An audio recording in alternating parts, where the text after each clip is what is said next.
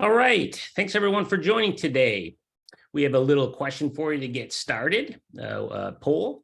My name is Stephen Marshowitz, Director of Program Development here at TrustedSec. And for this webinar, we saw the conference schedule really ramp back up last year, and we were able to attend and speak at a lot of them. So we thought not everyone could attend, especially, as things, were still a bit up in the air in the first half of the year, especially.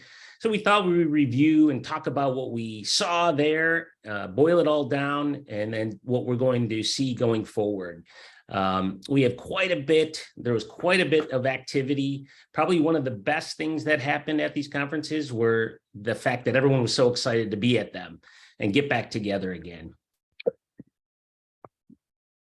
First, a few housekeeping items. This webinar will be recorded, so you can go back and watch it on our website and or our YouTube channel. All right, we have a poll already. So looks like most people were not able to go to a conference last year. So that's kind of what we expected. More than half of the folks weren't able to even go to a regional one. So this will be great. And for those of you who were able to go, see what you think about the themes, and definitely feel free to chime in with any questions along the way. Or comments. Depending on how it goes, we'll either get to them alongside or towards the end of the webinar. First, a little bit about TrustedSec, and we always say it's about the people. And since we have Dave on today, who was sharing a story earlier about one of those stories that how great our people are. Dave, could you tell us a little bit about it? Yeah, first and foremost, hey, everybody. Appreciate everybody hopping on today. And to emphasize what Steve said, I got to visit a lot of conferences last year, and you look at kind of what the trends are this year moving into 2023 and what the focus is and kind of the popularity of different things. You kind of look at those and say, well, how does that impact us from a security perspective? And, what are we seeing from our side? So really fortunate to be here with Alex and Nick and Steve to talk through those and what we kind of experienced last year going into this year. But talking a little bit about TrustedSec, I'm obviously the founder of TrustedSec and started it. But I just want to say really awesome team that we have here. What we focus on are the people, most importantly, are our number one piece here and the folks that we work with. And it's always great to hear from customers. I got a call last week at 8:00 at night, and I don't get complaints very often from customers. Very rare. In fact, last year I didn't have any. Year before I had one, and it was a mishap that we took care of and owned and fixed. But I got a call at 8:00 in the morning from a customer saying, hey, there's a really big problem. Can you hop on a call? And my first reaction is, well, what's wrong on their end? Because our folks are pretty much perfect, I feel like. But obviously, that's not always the case. But called them and said, hey, you folks did too good of a job. We need some clarifications on some of these areas here because you basically, owned us from 6 ways to Sunday and did a really great job talking to our team. So we just want to go through all of that. So really proud of the team that we have here and who we are and what we continue to do. Both from collaboration on research, all the way into what we publish to the community and the industry, and just the teams that we have with kicking butt and taking names and moving forward. So that's a little story from us and a little bit of who we are. And Dave, obviously, probably most everybody knows you, but you're a chief hacking officer here and the founder now almost 11 years, but 10 years ago. So quite a run.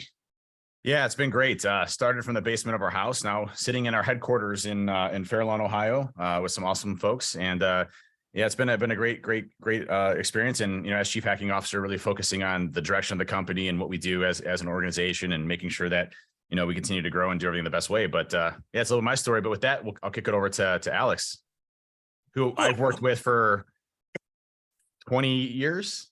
We've worked together a long time. That's absolutely correct. So as Dave mentioned, my name is Alex Hamerstone. I work on the advisory team here at TrustedSec, which is a great place to be, as you can imagine, be able to work with so many great people. Been here about 10 years and have been really fortunate to work with a large number of clients, from sole proprietorships to the Fortune 50, kind of assessing and helping build out information security programs. So very fortunate to be able to see a lot of different environments and hear a lot about what's going on. And we're very excited to discuss that today. Awesome. Thanks, Alex. Appreciate it. And with that, pass it over to Nick. Hi, thank you. My name is Nick Doerner, and I've been here for a little bit over a year now, just with TrustedSec, and get to work with some amazing people. And it gets repeated so many times, but there's so many great people here, and just kind of from my perspective, standing on the shoulders of giants and learning as much as I can as I get to work with everyone here and see how we just advance and progress through each year and come up with new challenges and new ways to bypass how these challenges come through and how we can better help our clients themselves secure themselves against all kinds of different attack vectors. Awesome. And so these were some of the conferences that we went to this past year and spoke at.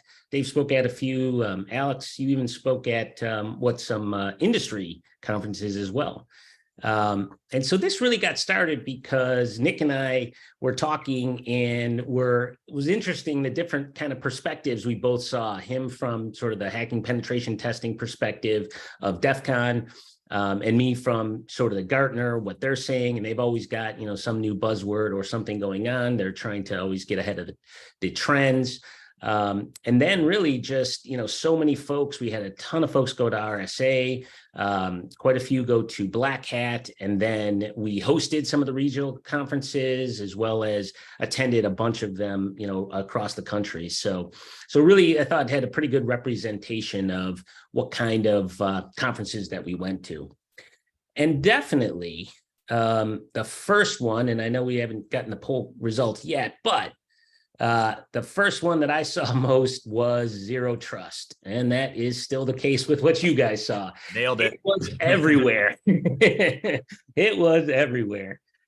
So that's great. So we'll definitely be hitting on these. And then there's quite a bit of mixture in there as well, but definitely Zero Trust was everywhere. Dave, you want to kick us off with that? Tell us a little bit about it and why was it so big this past year, and what do you see going forward? I think first it's proper to dispel what Zero Trust is versus what it isn't, right? Because we hear a lot of these industry terms and it gets, kind of absorbed into what it really is, and then you kind of get the commercialization of what it is, right? So there's a difference between Zero Trust and products that support Zero Trust models and products that tout to do Zero Trust, right? Zero Trust is more of a philosophy around trying to minimize attack surface within your organization. So really trying to limit ports and protocols, exposure, how your users access various resources, and whether that's, cloud-centric or on-prem, really getting away from the model of being a service provider for everything, your traditional on-prem network that allows you to access, domain controllers and things to that effect. And why that's so important is really it goes down to the single biggest risk factor that I think all of our organizations face, which is, if an organization gets attacked and compromised, and they compromise, let's just say, a single user, what level of access that user has to an organization can be catastrophic. We see so many breaches really start from just being one specific user, then they spread via lateral movement or excessive permissions or flaws within their infrastructure, architecture, or organization. And then from there, it starts to expand out and spread like wildfire within a company.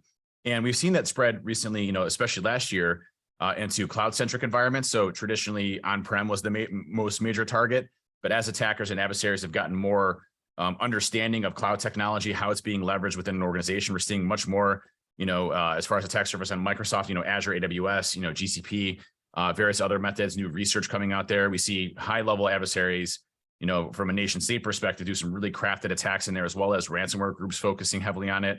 So Zero Trust really is the concept and discipline to try to shrink as much permissions as possible within an organization, not provide as much exposure, thus reducing your risk, so that in the event that a user is compromised, they don't have the ability to really move across, different organizations and infrastructure. So it's more of a principle nature, and why it's so important. And I think why folks are talking about it so much in the industry is that it's not an easy task. It's not something that you can retrofit tomorrow, or in a month or 2 months or 3 months.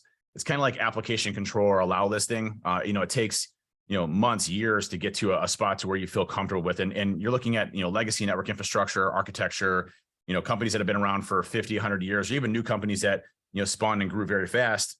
Getting a control or handle around all of your applications, systems, ports and protocols, services that you offer, access control around that, and then having disciplines around to be able to monitor that and to shrink it, really takes kind of an overhaul of thinking within a company and organization, because you're changing basically every pattern of behavior within an organization and company of what they're currently used to something completely different. So, it's more of a philosophy than anything.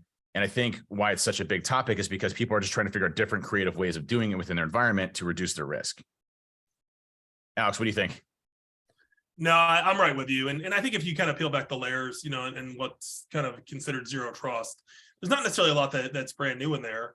And I think, from our perspective, we talk about security is about people, but it's also about communication. And it's interesting because when it comes to a term like zero trust or something else, I always like to, in the nicest way possible, ask, well, what do you mean by that? Or what do you think that word means, or whatever it is? Because oftentimes we'll end up with, kind of argument from agreement. People agree on the same things, but they're using different definitions of words. So I think anything else, it certainly seeks to continue with the fundamentals, but being packaged in new ways. Well, it's funny. I think we run into that problem in the industry quite often around definitions and terms and what they mean. Even as fundamental concepts as penetration testing, it's often replaced with vulnerability assessment or red teaming, and when they're all three equally different things and objectives within an organization. So I think it's up to us to really, as an industry, to really home in and zone in on what those actual industry terms mean. And then from there, really try to communicate that in a way that can be actually implemented or obtained versus kind of, all over the place of what we kind of see traditionally, right? And on the advisory side, the big one is risk assessment, right? So the number of people that discuss a risk assessment when they're really talking about a controls assessment or some kind of program review, et cetera, as opposed to kind of an academic methodology for assessing risk. So right there with you, and until we kind of agree what we're talking about, it's really impossible to have an enlightening conversation. And and not to derail this topic on zero trust, I was told to stay on topic, but I'm definitely not going to.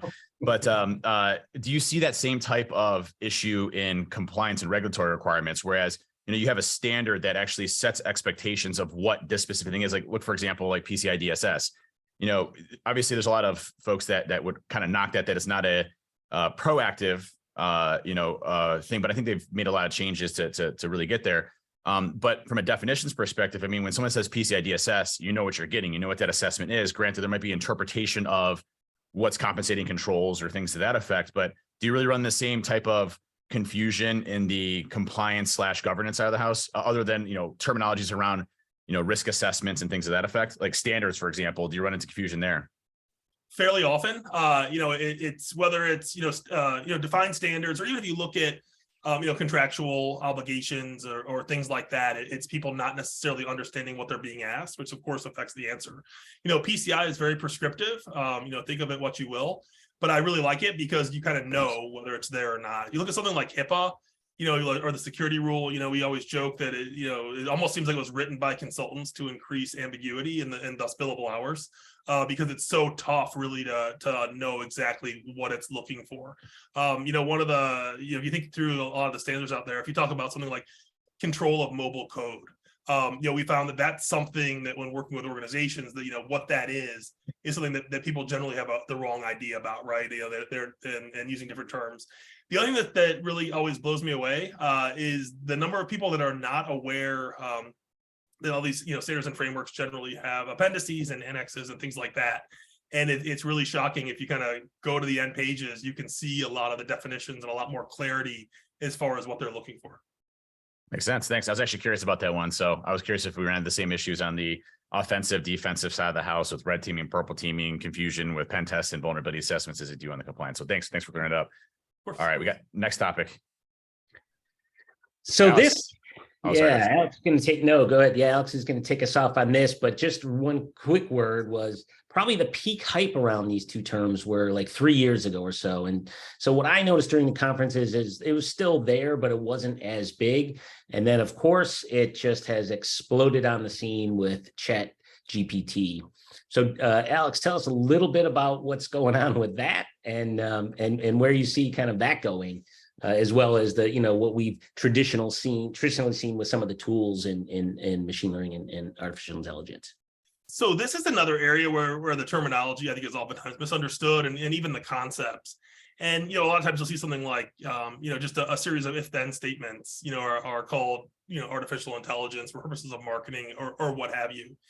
And I think really with anything, from an automation perspective, one of the earliest things, I learned, with computers, back in the early 90s is, they talk about the concept of garbage in and garbage out. And so really with any of these, they're only going to be as good as, how they're written and kind of what information they're learning from. They're not necessarily, they're not sentient yet. I always like the example that, a computer can tell you that a tomato is a fruit, but it doesn't necessarily know that you don't put it in a fruit salad, right? It's not something that I want with my pineapple and grapes. And so it's things like that. There was just a story today about how a group of Marines were able to kind of defeat a robot that was designed to recognize people by hiding in a cardboard box and advancing towards it, because the robot was just looking for those exact signatures, that exact baseline. And so I think the biggest concern from my perspective is an over reliance on it. Even with all the Chat GPT has been obviously really big. People are talking about it, but it's not necessarily coming up with its own ideas, right? It's aggregating other ideas that are out there and kind of building on that. So I think, as long as we understand that, and really, from any kind of automation perspective too, it's going to change certain industries more than others. If you look at, the legal industry, it's already being used to write contracts and things like that, but it's not going to replace kind of Matlock in the courtroom, right? It's not going to have that intuition and things like that. Maybe someday in the future. But I just think it's so important to remember when you're automating things, to remember that, automation is great, in my view, to take some of the more mundane tasks off people. But it's not a replacement for people. It's great to allow people to do what people do best and not worry about this, some of that day-to-day stuff. And hey, so for the folks that are on this webinar, please feel free to shoot out questions on the Q&A button downstairs, down below. We're already getting some really good questions there on stuff. And one of the ones that I was actually gonna specifically talk on is ML threat to professional cyber. And Jake Williams actually had a good post on this, I think earlier today, that he posted specifically on this. And what's interesting with like ChatGPT, for example, is, the buzz came out very early on about it because it was actually really good at applying English terms and languages back to humans that was actually relatively correct in most cases based on, old data, by the way. I think the data trove is from 2021. So, it's interesting how we progressed from that side to be able to understand, English recognition and to apply that to, artificial intelligence. We're still at such a very early state on all of this, and what its impact is going to have on any industry is still to be determined. Just like you look at, quantum computing, for example, and how it's going to affect, encryption and computing in the future. A lot of these technologies is still so rudimentary that like any other technology that comes into place when we had the birth of the internet, when we had modems that we can now interface in home computers, technology is gradually implemented into society. So there isn't like a disruptor that just causes the entire industry to shut down and move to a different location, right? So I think, when you look at the concepts of cybersecurity, how does that apply?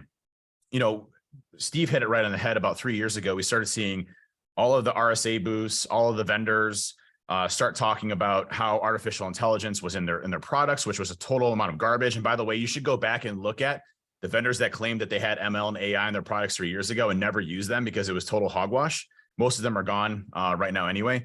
But, at the end of the day, when you have structured data, things like ML make sense to look for abnormalities and patterns and to be able to bubble those up to analysts to be able to make decisions.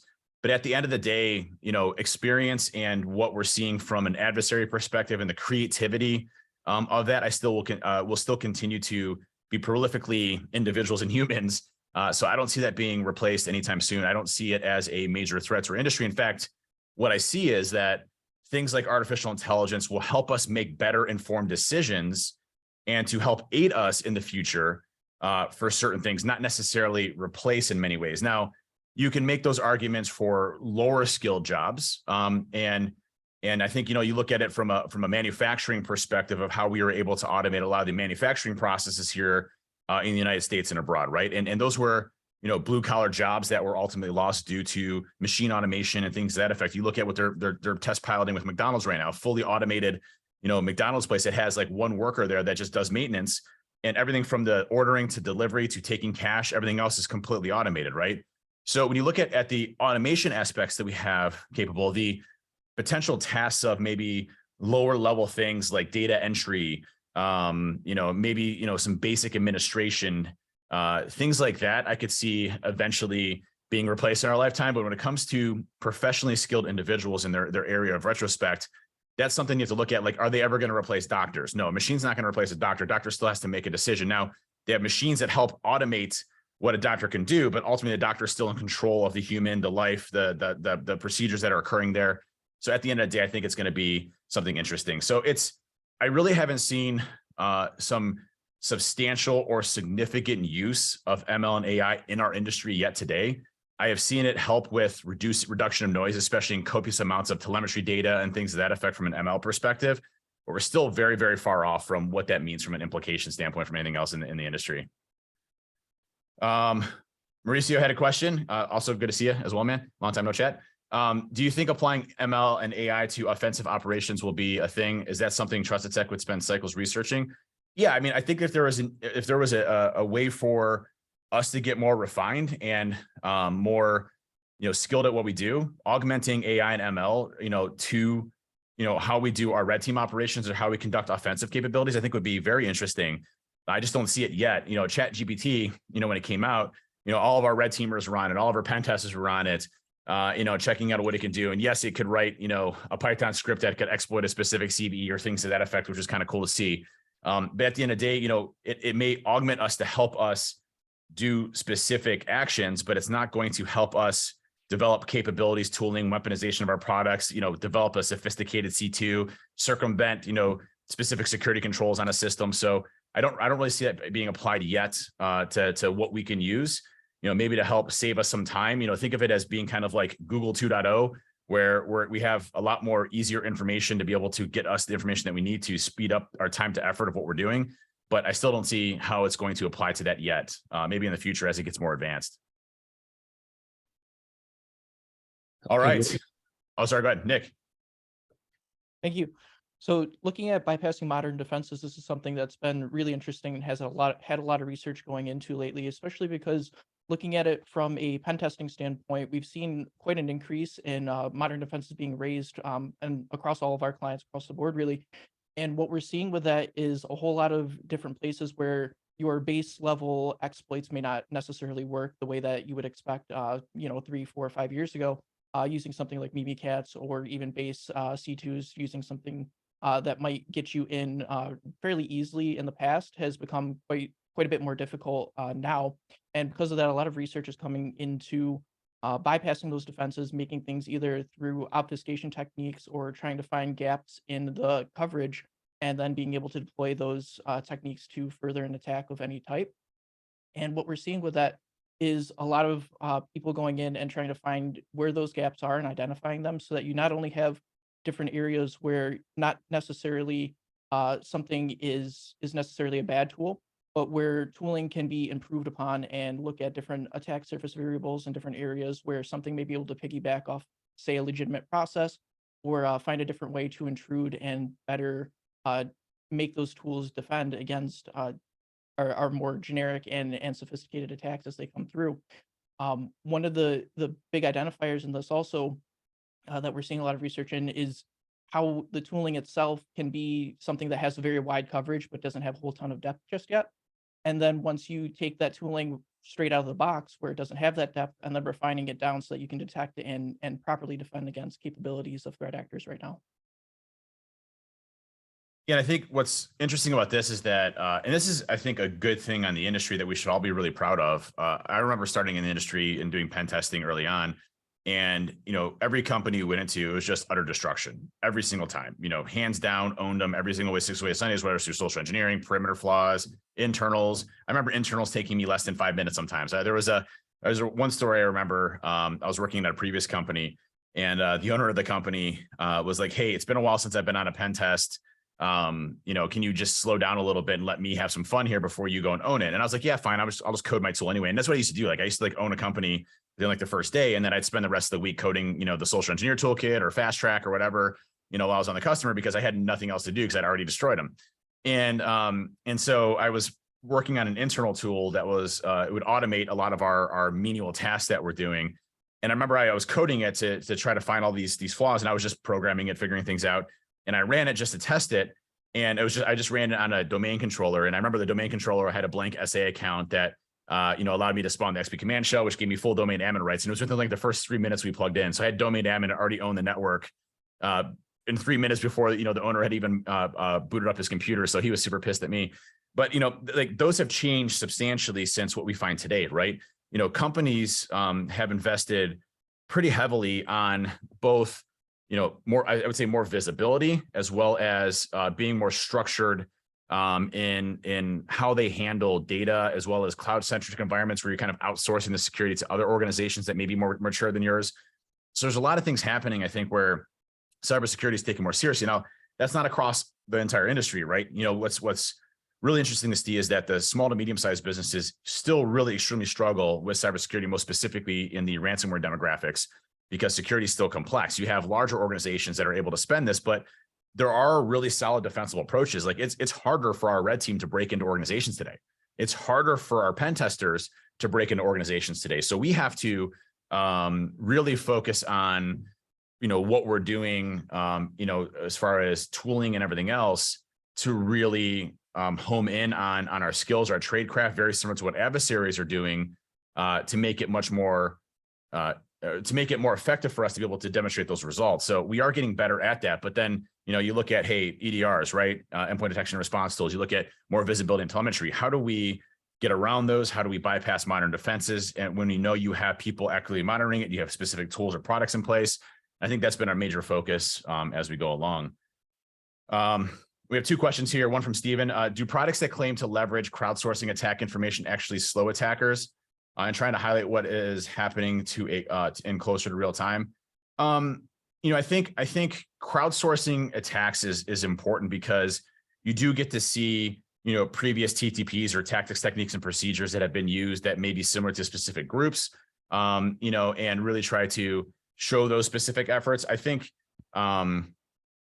companies that have products that crowdsource that data, you get more visibility into common attacks that are happening. The attacks that we see, especially even from like ransomware groups that are more on the sophisticated nature, their techniques don't evolve extremely fast. They may change how they're using a specific law bin, or they may, use a specific vulnerability that came out, but ultimately their attacks kind of stay relatively the same, but they use obfuscation and different ways of going through it. So, I think it's good to have that crowdsourced information, whether it's TTPs or, lesser to the extent of the feed data that we used to rely heavily on, like IP addresses and stuff like that. That changes too dynamically. But I think it's still really important to have that type of crowdsourced environment to see what's actually happening out there, to allow you to address those and to find those in a faster pace. So I do think that does have an impact. Vijay has a statement there, which I'm most likely going to disagree with, but we're more than happy to chat through it. So with all due respect, the core benefit of AI itself is for absolute automation with valid intel being fed, which can lead to scenarios of replacement of the doctors too, right? Just a thought. Like we all have aspirations of going into space and going to warp speed 10 and having Star Trek and Data running our day-to-day lives. Whether that's going to happen in our lifetime from an absolute automation replacement perspective still needs to be seen. We have not seen it at all in any retrospect of any industry vertical. Does it have potential as it advances? Absolutely. I think that's a great thing. I think any type of automation that we can do, especially for menial tasks, is going to be good. But I think at the end of the day, it's going to be one of those things that, it'll be inched into our society from a minuscule perspective or its most basic form perspective. This is what we see from ChatGPT, which is so mind-blowing because it was really cool to see that type of responsiveness that you get there. But it's not going to be anything that we see gradually ramp up so fast like we saw anything else. So, does it have the ability to replace from an automation perspective AI? Sure. I'm not going to say no, it doesn't, but it's not going to have a major impact on our industry for quite a long time. Nor would it be so gradual where we all have to shift and try to find different jobs or things to that effect. I don't see that happening anywhere anytime soon. And I think too, that something, Dave, is that, at the point if AI is ever able to have intuition, right, or that type of thing, then our world will be so changed and so different, then none of this is really going to matter, right? That's going to be such a huge leap. I'd also say, if you recall 15 years ago, sometimes if you finish something early, we used to go to matinees. Remember that? I remember that. You sneak out and see a movie. We still can do that. No, we should want to go now. No, we can do it now. We can do it now. Yeah. So one of the defenses around all that is this XDR and so many things coming together. Obviously, you are very well aware of all this. What do you see within this? And people are still frustrated with their MSSPs with this kind of consolidation around this extended detection and response. Yeah. What's interesting about XDR is, and there's a couple questions I would hit on too. I don't think I forgot you folks there.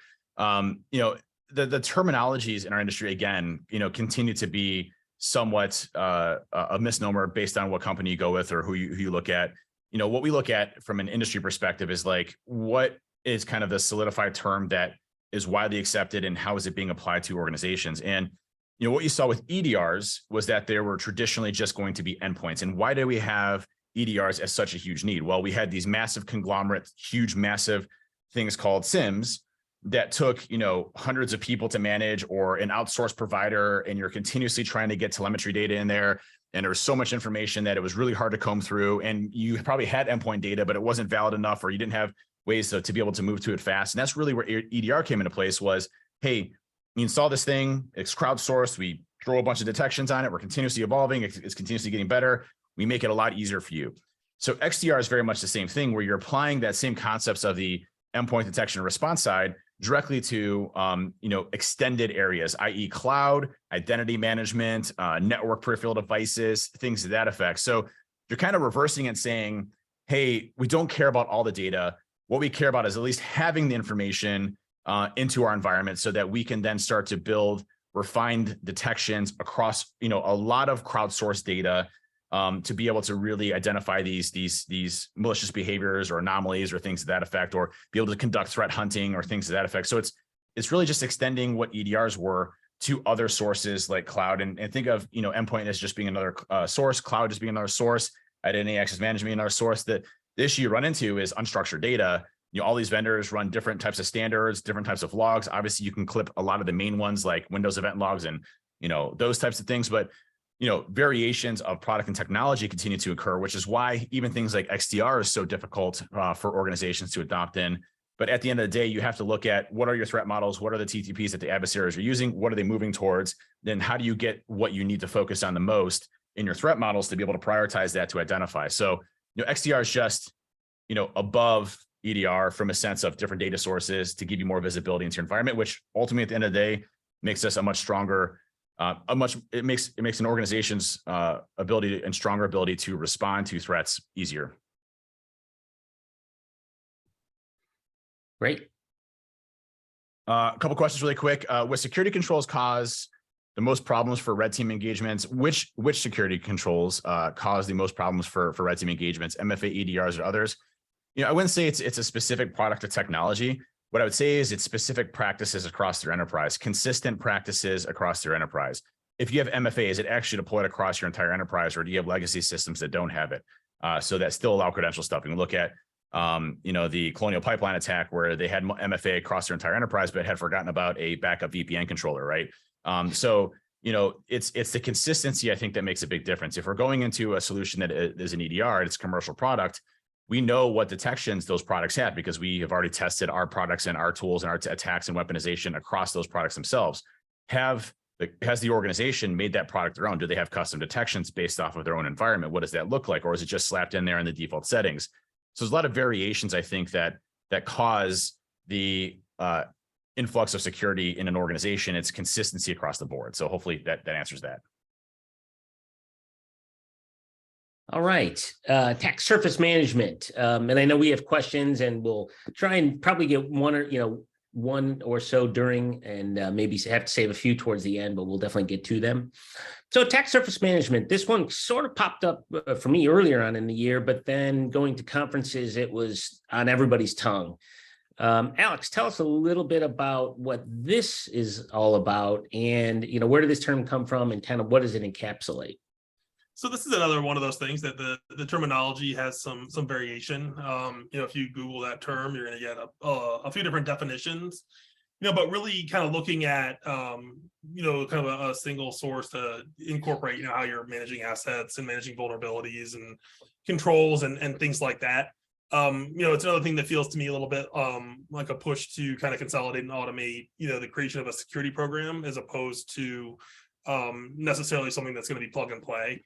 I think like anything else, with any of these systems, it's going to be as good as the information that's being fed into it, where it's drawing information from it, et cetera. But it feels like a pretty big swing to try to go after a few things that organizations really struggle with. Like it or not, it's pretty rare that you have an organization that's doing really well at asset, inventories and management, vulnerability management, even programs that, are doing really well. It's always interesting that there seems to almost be a point where they all kind of peter out of it. And, and the best ones only get so far, and there's still some things hanging. So it'll be interesting to see how this one goes, because if it ends up working well, it would cover things that have been pretty consistent issues for organizations for a very long time. You see this, so many things coming together. It's sort of that single pane of glasses. I think they're again trying to get, and as one of the joke goes, yeah, we have a single pane of glass. We have 7 single panes of glass. So, with all of that coming together, there is a lot of thinking that still needs to go into it. And another thing is, there was an article in the Wall Street Journal, it was yesterday, the day before, just about, how a lot of CIOs and CISOs are saying that they have a lot less appetite for having these, multiple single function tools, right? So it used to be that, for, capital, things, felt like the budgets were almost unlimited, and that they would be happy to purchase, a tool that would do one thing, but do it really well, and then have a bunch of different tools. But now, for reasons of budgets and, probably some of the vendor process and things like that, people are, according to this article, really a lot more willing to accept something that does 10 things well, as opposed to 10 different things that each do something very well. So I think that continued consolidation will probably continue, where people have less appetite for, all these different tools in the environment that are really tough to get to work together and communicate. So if you can do it with one, I'd love to see it. So, Nick, tell us a little about this. And we actually had a good question about someone saying that this is just a pipe dream, having this intelligence. Tell us a little bit about OSINT and what you saw at DEF CON there.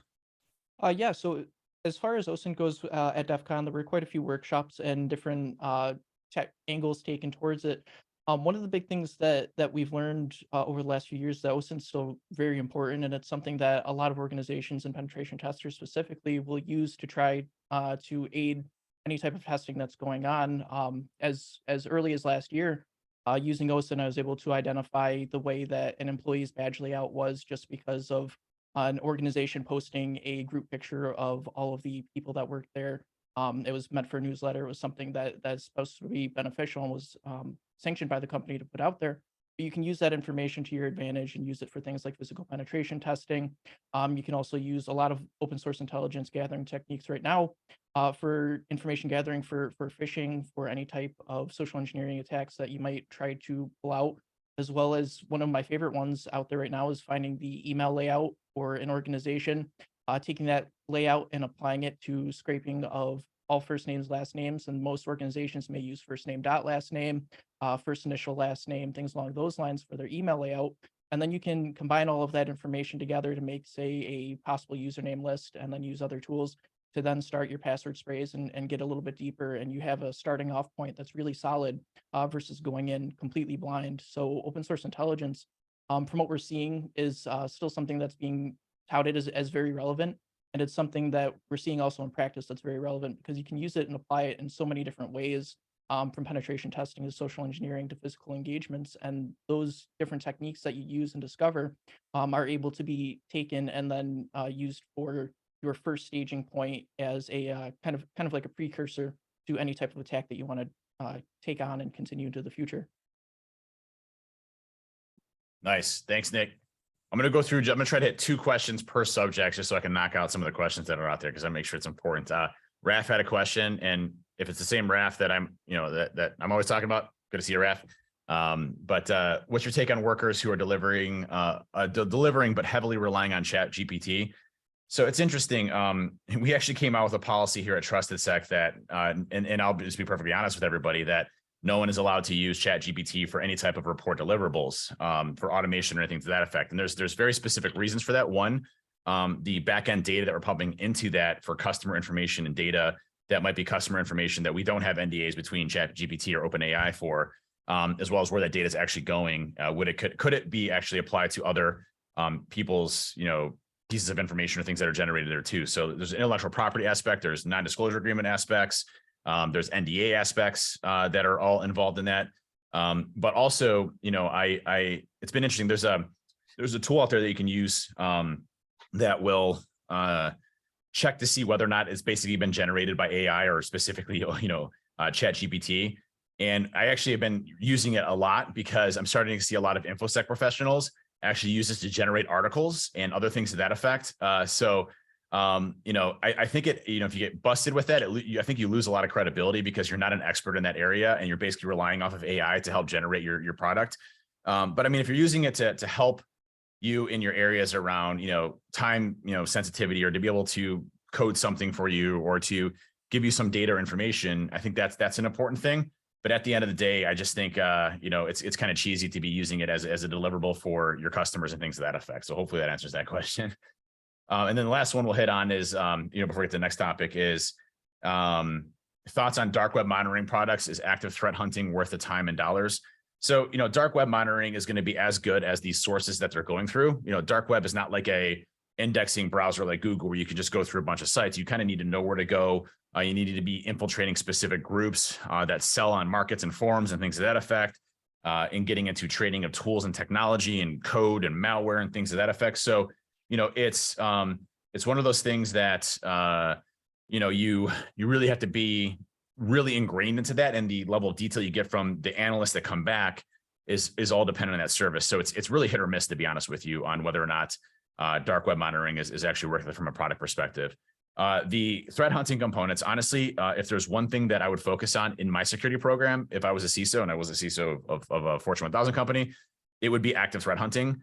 And that's for the simple fact that you have to look at detection as very much an agile workflow within your organization. And I know security people don't like using agile workflow as a term, but at the end of the day, we have these security programs that take a long time. If we're doing zero trust, it's going to be a multi-year effort of redesigning our infrastructure, architecture, firewall rules, everything technology. It's going to take forever. But detection doesn't need to. And so when we start to build up our capabilities around detection and getting telemetry sources, it doesn't really require substantial configuration changes or a massive impact or burden on our IT staff.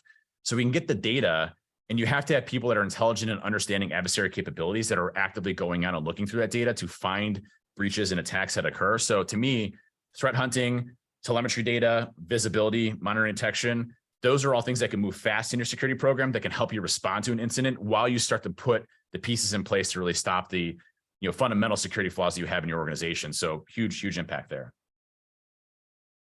All right, we can move on to the next section. Supply chain. Supply chain.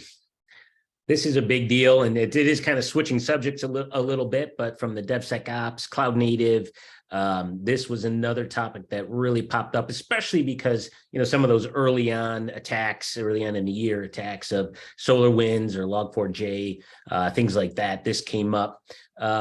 And there's just been a ton of interest in some of the open source tools as well.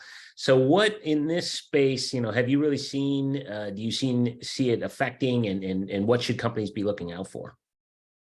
So for me, I think, we saw a lot of buzz around supply chain attacks, and there was real big reason for that because we saw SolarWinds happen. And it was one of those things where we've all known that third-party vendors are our biggest problem. I mean, it happened at Target, it happened at a number of places. And so third parties, whether it's managed service or the technology that we use, can always be an access or entry point into our infrastructure organization. And our security programs are largely designed to not handle those types of threats because, we have things like code signing certificates and, validation of our vendors of who we trust in our environments. And they typically have elevated access within our environments. We use cloud-centric environments, like we trust Microsoft and Google and all these third parties to house our data and infrastructure. And we trust that it's going to be secure.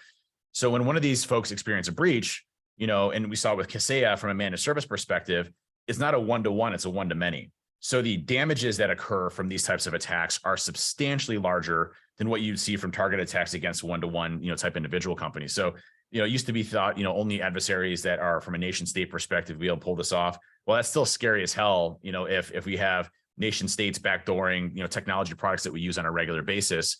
into our infrastructure. And then on top of that, you have ransomware organizations that are making so much money that they're investing into R&D to do the exact same thing. It's still a major concern, and no one really has a good answer, for it still to this day. So it's still going to be, one, our vendors. We have to do appropriate due diligence of our vendors and how they're securing their technology and code. But most of those don't go down into the actual like development procedure levels of how code is being checked in, how it's inspected, the validation components for that, but also how we segment our infrastructure and architecture, i.e. zero trust, to try to minimize the damages that if, a certain piece of software gets hit from a supply chain perspective, it causes those issues.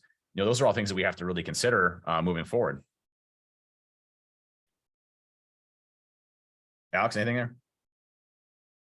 No, as you can imagine, on the advisory side, how much time we spend being asked about and talking about, third-party risk management and, fourth parties and fifth parties and everything else. And, just to that end, it's just, we look so much at kind of the risk that we're accepting when we work with third parties and vendors, and the processes still leave so much to be desired.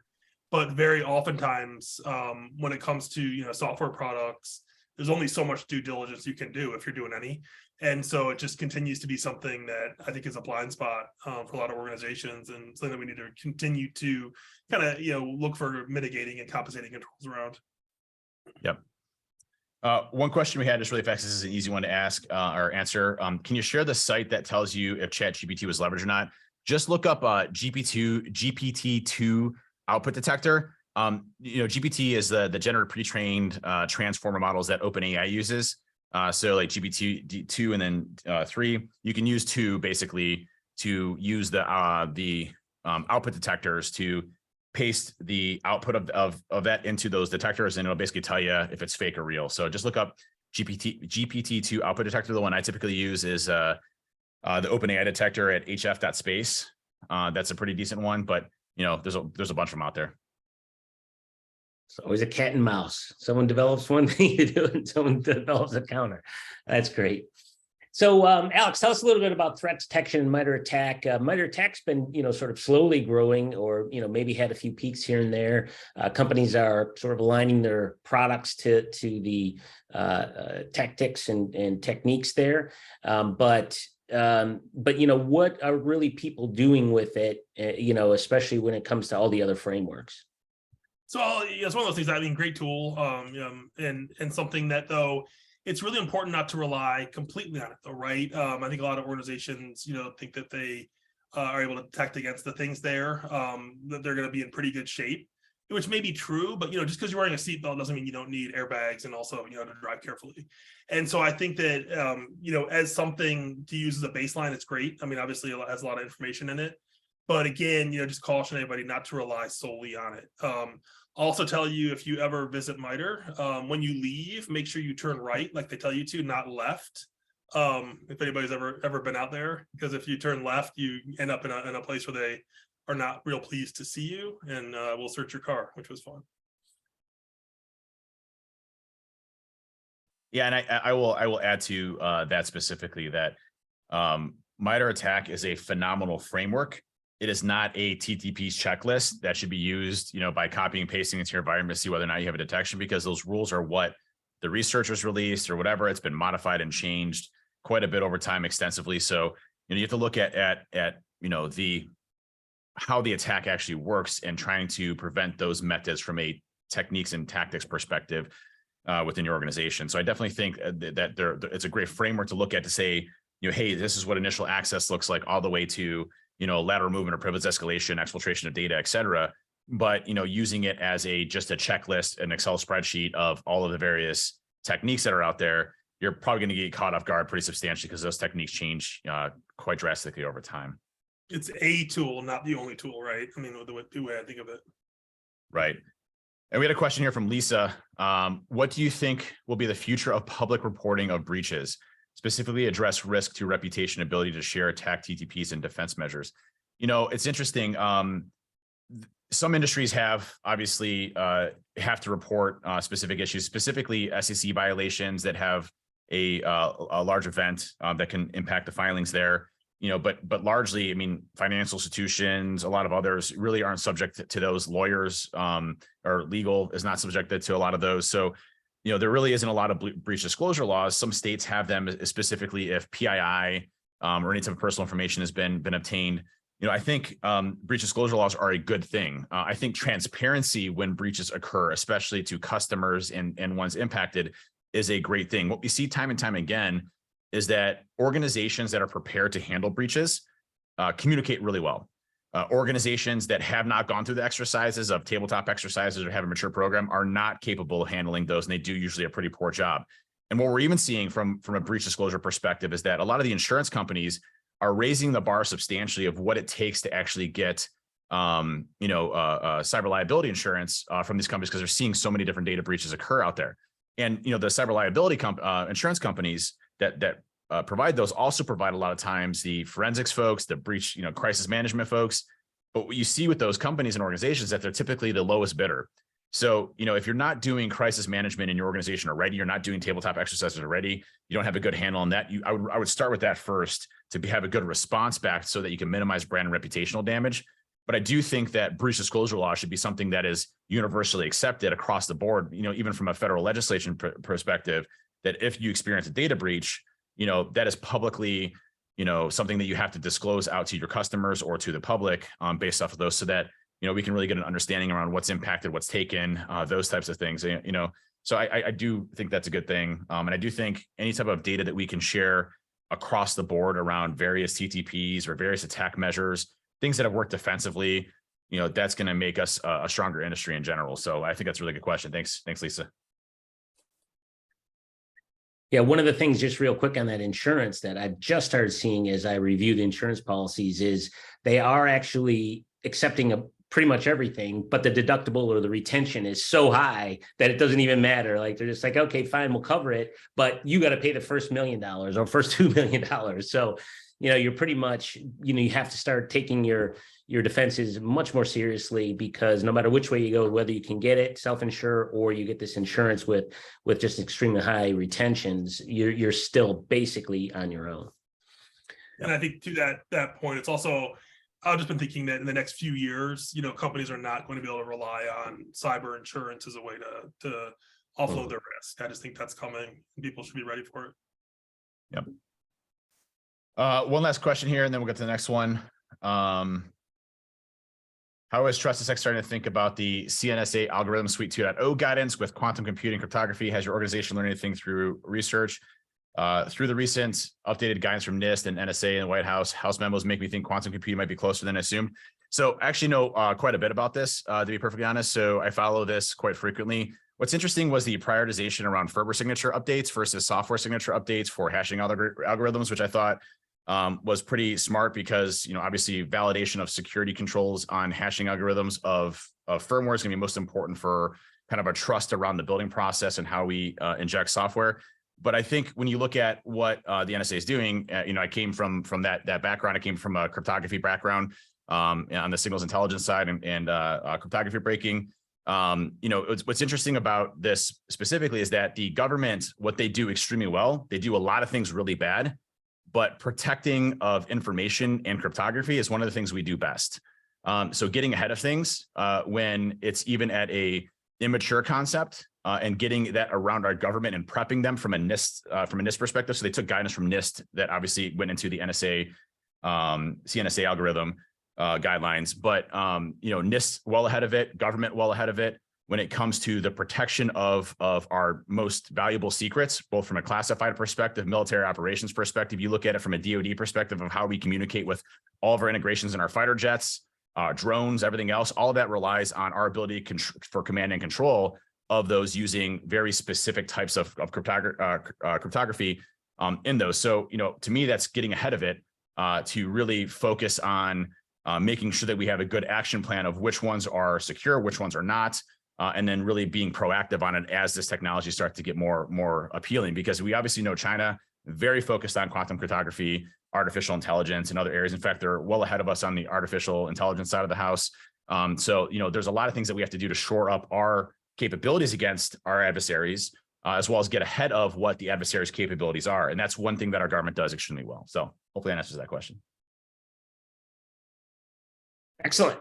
All right, Nick, bring us home with penetration testing ethics and what you saw in and around this and why it actually became a hot topic in the conferences that you went to. Absolutely. So this is one that I feel very strongly about, and is one that I've seen quite a bit lately, especially in the last year or two, if you've been on social media at all, that we've seen. But this is something that really applies, especially in the social engineering space, and taking a look at how you're social engineering and conducting social engineering attacks against employees, going in and making sure that you're not doing something like offering them life-changing amounts of money, or going in making any type of idle threats or anything along those lines, because you really don't want to break that trust and confidence between the employee and either the employee and the employer, or any type of portion of the organization that the employee might be involved with, for example, HR.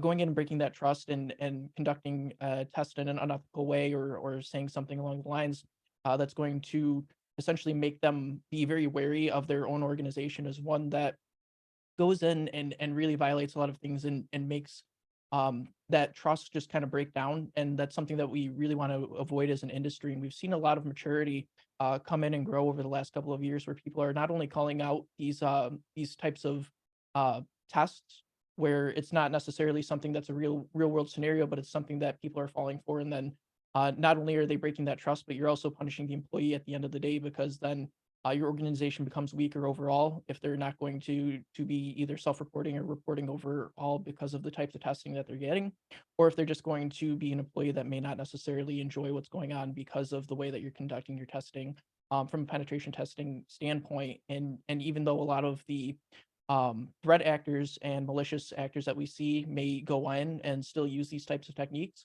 they're not necessarily things that we want to go in and attack in that manner as well. Have there been many disruptions in the penetration tests or in the social engineering that you've seen for organizations in and around this? From disruption Or heard? specifically, we've definitely seen that quite a bit if you follow social media on the topic quite a bit. But it's definitely something that I've seen, at least from my point of view, clients that I've worked with have become more cognizant about as well. Every time we talk about social engineering, we ask if there's anything specifically off limits, anything they want us to avoid, especially if it's something that may be sensitive to the organization, such as the launch of a new website, things along those lines, or something that is a legitimate process that's about to take place, and we don't want to disrupt that process from a business perspective. But it's something that they're also taking a lot of thought in from the start of an engagement as well, and seeing, listen, we probably shouldn't go in and hammer these employees away with things that are not necessarily beneficial to their own learning experience, and testing our own infrastructure against these types of attacks. Excellent, thanks. So I know, go ahead. Okay. I would say, I know we're running out of time, but I wanted to hit one of the questions, and I apologize for not being able to get to everybody, because there was a lot of questions, and that's awesome. So I appreciate everybody's interaction here. But one of the ones that I think is really important, because Andrew had a question, and this is a topic that comes up all the time around when restricting access to native apps and DLLs, what would be most disruptive to compromising lateral movement the most? And I think, what he's specifically talking about here is living off the land binaries and scripts. So a lot of times we'll see, adversaries use various methods for compromising systems, specifically through social engineering, or when they get remote command or code execution onto a system. Living off the land binaries and scripts are third-party applications or operating system-based applications that have additional functionality that allow you to do certain functions like download and execute, or ability for code injection, things to that effect. So heavily abused by attackers, right? The issue is that, Microsoft has, native binaries and applications that are installed on the operating system. And so, the problem you run into is that there's new living off the lands that are being discovered quite often, especially with third parties, and maybe not necessarily the Windows platform itself.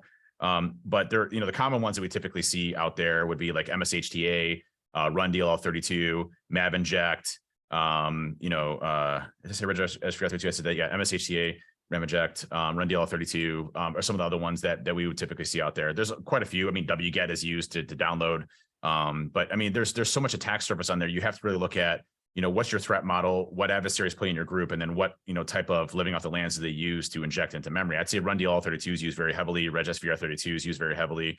MSHTA, not as much, because HTAs were kind of banned from internet browsing add-ons, so that kind of reduced its impact, but it's still used here and there from a code execution perspective. So we will see those. So it's important to baseline, get that data in, and then from there try to restrict those as much as possible through like application control or allow listing, one of the questions earlier was, does what EDR or product stops us the most?